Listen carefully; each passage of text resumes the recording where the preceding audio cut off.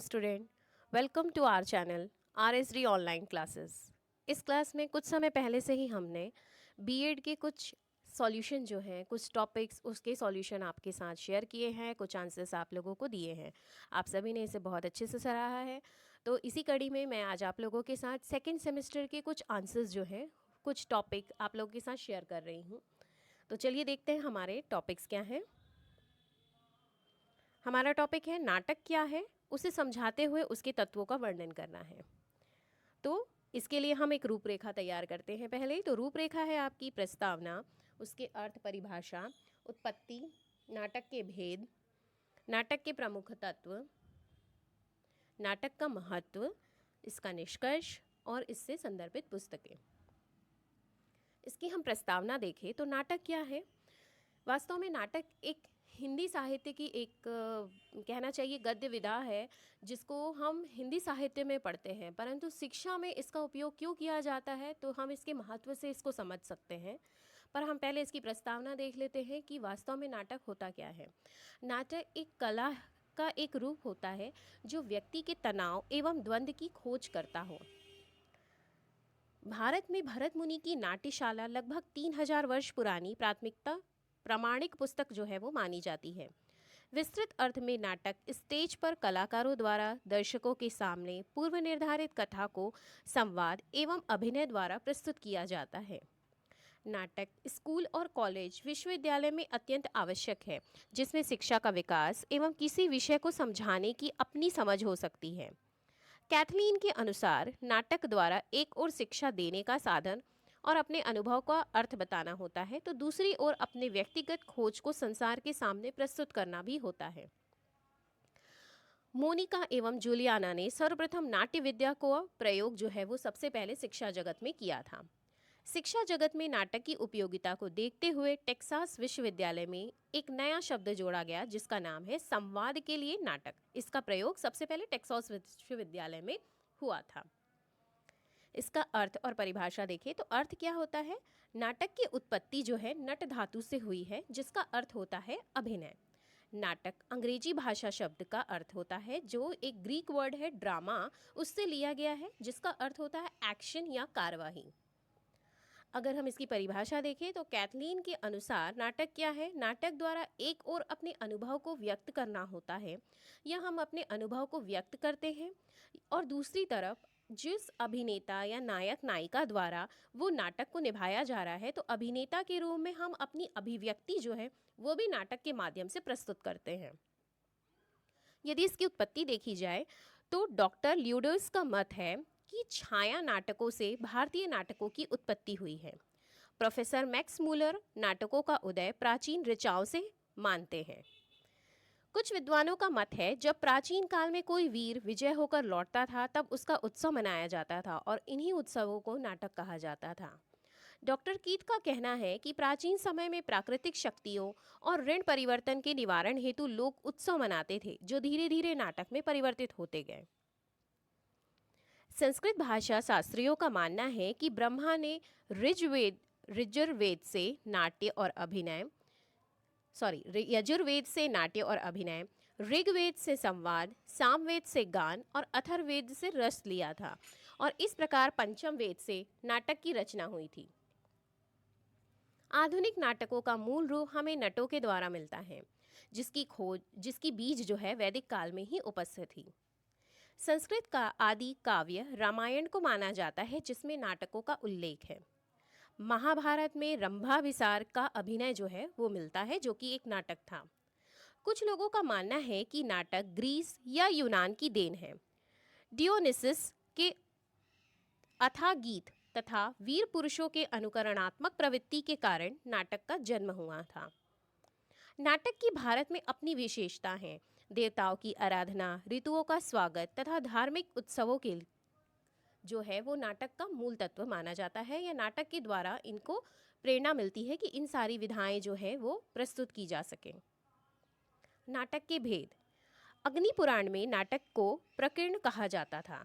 इसके निम्न भेद थे: नाटक, प्रकरण, प्रहसन, व्यायोग, भाण, भाणी, भाणिका, नाटिका, अंक, विलासिका, दुर्ग मल्लिका, प्रस्थान, काव्य, रासक और नाट्य रासक। लेकिन प्रचलित भेद जो है वो निम्नलिखित हैं, जैसे है साहित्य दर्पण, काव्य नाटक, सोलो ड्रामा, एकांकी, रेडियो रूपक। मुख्यतः प्रचलित भेद जो है वो नाटक के रूप में आजकल ज़्यादा प्रस्तुत किए जाते हैं, या आधुनिक रूप में इन्हीं सभी को हम नाटक भी कहते हैं। अब आ जाते हैं नाटक के मूल तत्व क्या है। नाटक हमारे देश में अर्थोपार्जन का कार्य नहीं माना जाता, इसमें रुचि को प्राथमिकता दी जाती है। सभी लोग नाटक नहीं कर, जिन्हें नाटक की करना आता हो या नाटक के लिए उन जो प्राथमिकता देते हो वही नाटक जो है वो प्रस्तुत कर पाते हैं। इसमें समयबद्ध रूप से प्रस्तुत किया जाता है। नाटक के मुख्य तत्व जो हैं वो मुख्य रूप से 5 होते हैं: कथावस्तु, संरचना, पात्र, उपयुक्त सामग्री और प्रस्तुतिकरण। नाटक के प्रमुख तत्वों को निम्न विद्वानों द्वारा समझा जा सकता है। वास्तव में ये तत्व को हम 2 प्रकार से क्लासिफाई कर सकते हैं।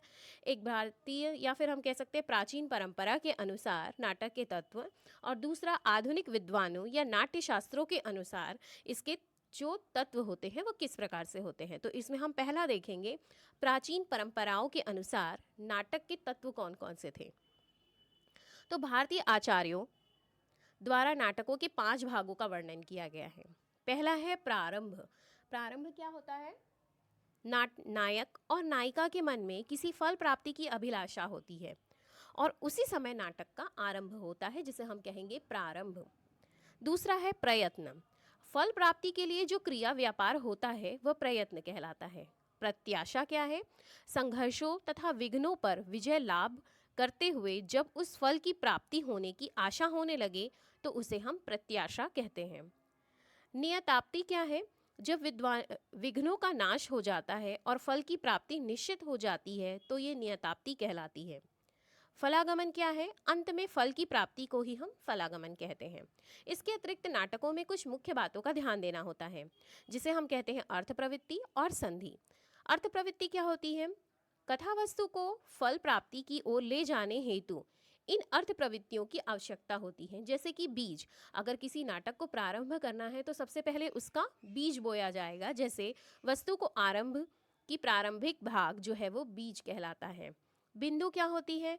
जो बात समाप्त सी होने वाली होती है और आवंतर कथा को अग्रसर करती है। यदि वो समाप्त होने वाली है फिर भी नाटक जो है वो एक नया मोड़ लेकर आपके सामने प्रस्तुत होता है, तो वो उसका केंद्र बिंदु होता है।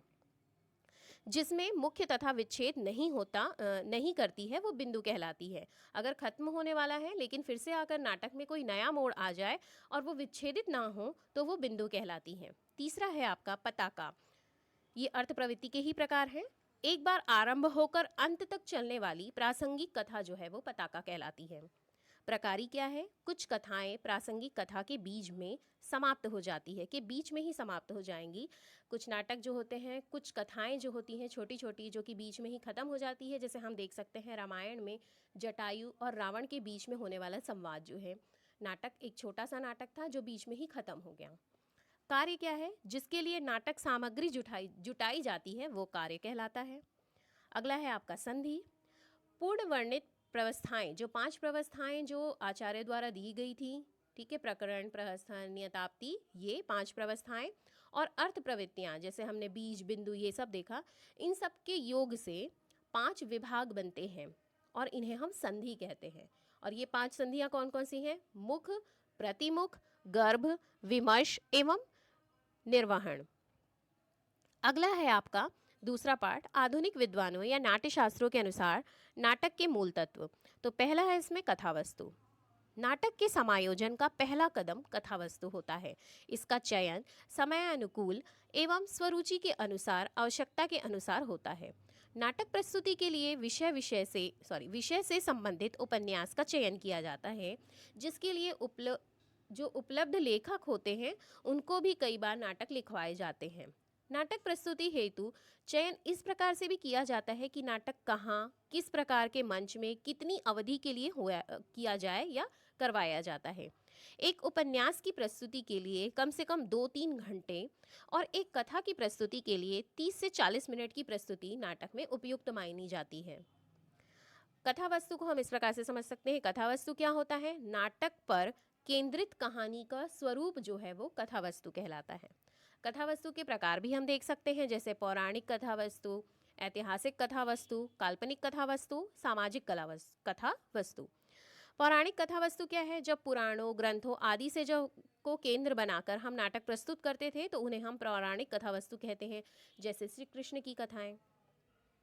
ऐतिहासिक कथा वस्तु, जब हम ज्ञान और वर्णित इतिहास की कथाएं या घटनाएं जो किसी नाटक की कथा वस्तु से बनती हैं तो उन्हें ऐतिहासिक नाटक की संज्ञा दी जाती है, जैसे पृथ्वीराज चौहान की वीर गाथा, रानी लक्ष्मीबाई की वीर गाथा। तीसरा है आपका काल्पनिक कथा वस्तु। काल्पनिक कथा वस्तु दो प्रकार की होती है, एक तो कल्पना जो संभव ही ना हो, दूसरा वह जो संभव तो हो पर हो ना सके। अगला है आपका सामाजिक कथा वस्तु। किसी सामाजिक समस्याओं को कथा वस्तु बनाना सामाजिक कथा वस्तु है। उदाहरण सती प्रथा, बाल मजदूर, बाल विवाह, ये जो है वो सामाजिक कथा वस्तु हो सकती। दूसरा टॉपिक है इसका आपके तत्व का पात्र। पात्र क्या होते हैं? किसी भी नाटक को करने के लिए पात्रों की आवश्यकता होती है। तो पात्र जो है वो नाटक संयोजन का एक महत्वपूर्ण कदम होता है। नाटक चाहे कोई भी हो, उसे प्रस्तुत करने के लिए पात्रों की आवश्यकता होगी ही। पात्रों का सजीव और प्रभावशाली चित्रण ही नाटक की जान होते हैं। नाटक के पात्र जो होते हैं वो भिन्न भिन्न हो सकते हैं, जिसमें हम देखते हैं पहला केंद्रीय पात्र। केंद्रीय पात्र क्या है? नाटक का केंद्रीय पात्र उस नाटक के नायक और नायिका ही होते हैं। सारी कथा इन्हीं के चारों ओर बुनी जाती है। केंद्रीय पात्र कोई भी हो सकते हैं, नायक या नायिका भी हो सकती है। यदि हम किसी एक विषय या किसी पक्षी या पशु इस पर भी नाटक प्रस्तुत करते हैं तो वो भी केंद्रीय पात्र हो सकते हैं। दूसरा होता है खलनायक। खलनायक क्या है? खलनायक नाटक का महत्वपूर्ण पात्र है। इसके बिना केंद्रीय पात्रों की विजय, द्वंद्व इत्यादि की व्याख्या अधूरी मानी जाती है। एक किसी भी नाटक में मुख्य नायक नायिकाएं जो होती हैं उन्हें अपने फल की प्राप्ति के लिए किसी न किसी विघ्न से गुजरना होता है, और उसके लिए उन विघ्नों को पार करने के लिए हमें इसमें खलनायक की भूमिका जो है वो प्रस्तुत करनी आवश्यक होती है। खलनायक एक इंसान भी हो सकता है या आवश्यक नहीं है, उपयोगिता के आधार पर यह मूर्त और अमूर्त भी हो सकते हैं। मूर्त जो हमें दिखाई दे, अमूर्त जो है जो हमें दिखाई नहीं देता है, जो हमारे चिंतन मन में चलता रहता है। सहपात्र क्या है? नायक एवं नायिकाओं के सहयोग हेतु नाटक में अनिवार्य तत्व के रूप में सहपात्र की विशेष भूमिका होती है। यह नेता, मित्र, परिवार, पंडित, रथ, सारथी कुछ भी हो सकते हैं। उदाहरण राणा प्रताप के नाटक में चेतक घोड़ा जो है वो उनका सहपात्र था। विदूषक। विदूषक नायक एवं नायिका का सहमित्र होता है। विदूषक नाटक के गंभीर समय में भी वातावरण को हल्का बनाए रखने और मनोरंजन में सहायक होते हैं। तीसरा इसका मूल तत्व है रस।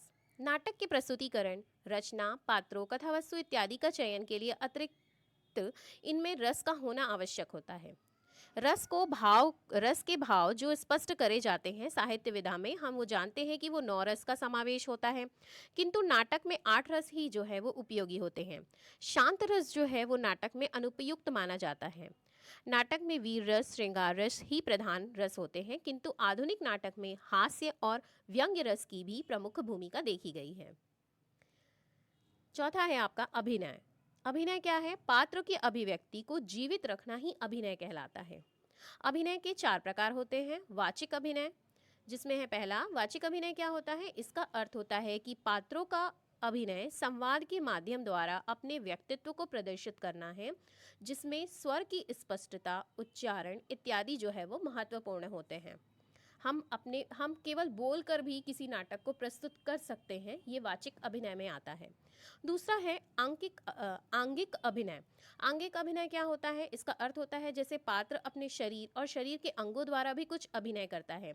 जैसे हम कई बार नाटक में चेहरे के भाव द्वारा क्रोध, प्रशंसा, हर्ष, उल्लास, वीरता, इन सारी चीज़ों को भी प्रस्तुत करते हैं, तो वो आंगिक अभिनय होता है जो नाटक के द्वारा प्रस्तुत किए जाते हैं। नेत्र की स्थिति, हाथों की स्थिति, मुद्राएं, ये सभी जो है वो आंगिक अभिनय का ही भाग है। फिर है आपका आहार्य अभिनय। आहार्य अभिनय क्या होता है? इसमें वेशभूषा पात्रों का व्यक्तित्व का परिचय देती है। जैसे यदि नाटक के बीच में यदि कोई सफ़ेद कोट पहनकर आ जाए तो हम ये मानेंगे कि वो डॉक्टर है। काला कोट पहनने वाला वकील ही कहलाएगा। यदि किसी नाटक में कोई मुरलीधर हो तो उसे हम कृष्ण की ही संज्ञा देते हैं। यदि कोई धनुष पकड़कर सिर पर मुकुट धारण किए हुए नाटक में प्रस्तुत हो तो वो श्री राम के पात्रों को प्रस्तुत करता है। तो इस प्रकार से जो वेशभूषा होती है वो नाटक में अभिनय को भी प्रदर्शित करती है।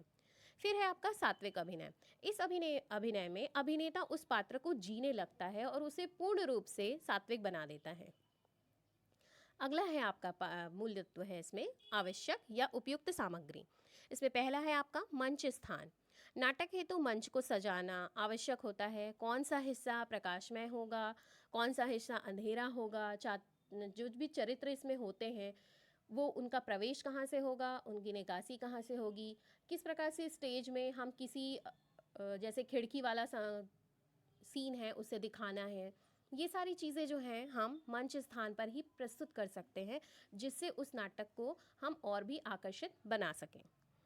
ध्वनि क्या होती है? सभी ध्वनियाँ प्रभाव को नाटक में महत्व दिया जाता है। जैसे प्रेम के समय की ध्वनि जो है वो प्रस्तुत अलग होती है। युद्ध के समय की ध्वनि जो हम कहते हैं, जिसे हम पार्श्व संगीत यानी बैकग्राउंड म्यूजिक जो कहा जाता है, वो ध्वनियाँ होती हैं। कभी कभी मुरली की ध्वनि जो है वो प्रस्तुत की जाती है। शोक के समय किस प्रकार की ध्वनि प्रस्तुत की जाएगी, ये सभी जो है, इन सभी चीज़ों का भी ध्यान जो है उपयुक्त सामग्री में रखा जाना चाहिए। रोशनी, नाटक में रोशनी का भी नाटकों में नाटक को जीवंत रखता है। जैसे सीन बदलते समय रोशनी चेंज हो जाती है। दूसरा हो सकता है जैसे यदि शाम का समय हो तो हम किस प्रकार से रोशनी प्रदर्शित करें, या फिर सुबह का समय है, या अलग अलग समय पर रोशनी जो है वो किस प्रकार प्रदर्शित की जाएगी, उसका भी हमें नाटक में ध्यान रखना चाहिए। अगला है आपका वेशभूषा। यह पात्रों में नाटकीयता को प्रस्तुत करने के लिए महत्वपूर्ण होता है। वेशभूषा चरित्र के अनुसार हो, शारीरिक गठन के अनुरूप हो। वेशभूषा साफ सुथरी और कटी-फटी नहीं होनी चाहिए। इन सब चीज़ों का भी हमें नाटक में ध्यान रखना चाहिए। प्रस्तुतिकरण या हम कह सकते हैं प्रदर्शन। इसके लिए प्रस्तुतिकरण या प्रदर्शन करने के लिए हमें बहुत से अलग अलग तरीके जो है वो यूज़ करने चाहिए। जैसे है प्रमोशन। प्रमोशन में क्या है, हमें इसे प्रचार प्रसार करना चाहिए कि हम ये नाटक करवाने वाले हैं। नाटकों को देखने के लिए आने के लिए हम उनकी क्या कराएंगे, प्रेस कॉन्फ्रेंस करा सकते हैं, पूर्व समीक्षा बैठक कराया जा सकता है, या नाटक एक अच्छे नाटक की प्रस्तुति के लिए हम उसमें उसका उद्घाटन जो है वो भी करवा सकते हैं। अगला है प्रचार प्रसार। समाचार पत्रों के माध्यम से, पॉम्पलेट बंटवा करके, माउथ पब्लिसिटी, विज्ञापन, ये सारी जो चीज़ें हैं उसके द्वारा भी हम इसका प्रचार प्रसार कर सकते हैं। पोस्टर क्या है? पोस्टर के प्रचार प्रसार हेतु पोस्टर का निर्माण किया जाता है। नाट्य शिक्षा के लाभ क्या हैं? हम बीएड में नाट्य शिक्षा क्यों पढ़ते हैं? नाटक के द्वारा हम अपनी अभिव्यक्ति जो है वो प्रस्तुत करते हैं। सबसे मेन इम्पॉर्टेंट जो है इसका महत्व यही है कि हम उसमें अभिव्यक्ति जो है वो किस प्रकार से प्रस्तुत करेंगे। यदि हमें पढ़ाना है तो अपनी बातों को हम किस प्रकार से अभिव्यक्त करने वाले हैं, इसके लिए हम एक नाटक जो है एक महत्वपूर्ण साधन हो सकता है। छात्रों में आत्मविश्वास में वृद्धि करना। कॉन्फिडेंस तभी आता है जब हम किसी के सामने आकर बोल पाते हैं। आत्मविश्वास को बढ़ावा देना। कल्पना शक्ति का विकास करना कि हमें वो लाइनें रटनी पड़ती हैं, याद रखनी पड़ती हैं, उस चरित्र को जीना पड़ता है। एकाग्रता को बढ़ावा देना। सहानुभूति का विकास करना। सहयोग की भावना का विकास करना। समस्या के समाधान का विकास करना। संप्रेषण कौशल में वृद्धि करना, कम्युनिकेशन जिसको हम कहते हैं। सामाजिक जागरूकता को बढ़ाना, क्योंकि हम अलग अलग टॉपिक पर नाटक जो है वो प्रस्तुत करते हैं। सौंदर्य बोध का निर्माण करना। स्मरण शक्ति का विकास करना। यह भावनात्मक अभिव्यक्ति को सशक्त माध्यम होता है, क्योंकि हम एक नाटक प्रस्तुत करते समय अपनी भावनाओं को स्पष्ट रूप से प्रदर्शित करते हैं कि हम नाटक को किस प्रकार से जीवंत रख सकें। यदि हम इसका निष्कर्ष देखें तो हम कह सकते हैं कि नाट्य एक दृश्य काव्य का भेद होता है, जिसे हम दिखा करके किसी भी एक विधा को प्रस्तुत करते हैं। एक कथा हो या एक उपन्यास हो, जिसे हम नाटक के माध्यम से प्रस्तुत करते हैं, जिसे दिखाया जाता है। तो इसलिए हम कहते हैं कि ये दृश्य काव्य का भेद है, जो अभिनय पर आधारित होता है, जिसमें हम एक्टिंग के द्वारा इसको हम प्रदर्शित या प्रस्तुत करते हैं। एक कथा मानव जीवन का रोचक और कौतूहलपूर्ण वर्णन जो है वो नाटक में किया जा सकता है। इसके लिए हम संदर्भित ग्रंथ देखें तो स्नेहलता चतुर्वेदी और केसी श्रीवास्तव जो है, इस बुक का हमने इनका रेफरेंस जो है वो लिया है। आई होप आप सभी को ये आंसर्स पसंद आ रहे होंगे। अगर आते हैं तो प्लीज़ हमारे चैनल को लाइक करिए, ज़्यादा से ज़्यादा वीडियो को शेयर करते रहिए, और इसे सब्सक्राइब करना बिल्कुल नहीं भूलिएगा, क्योंकि आपका सब्सक्रिप्शन ही हमारा मोटिवेशन होता है, हमें और भी आगे काम करने के लिए प्रेरित करता है। Thank you so much.